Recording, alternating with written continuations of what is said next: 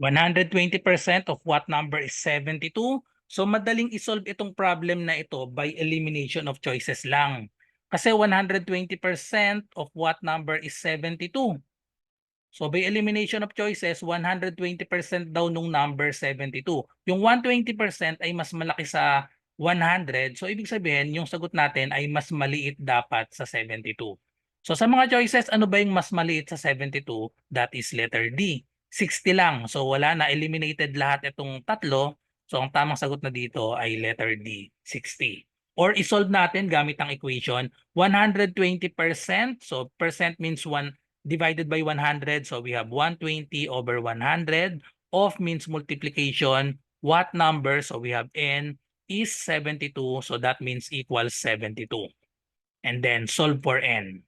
So to solve for n, multiply lang natin both sides by the reciprocal of 120 over 100. So we have 100 over 120.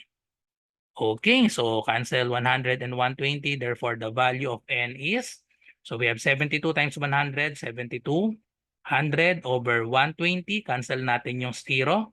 So 720 divided by 12, that is equal to 60. Okay, since 12 times 60 is equal to 720.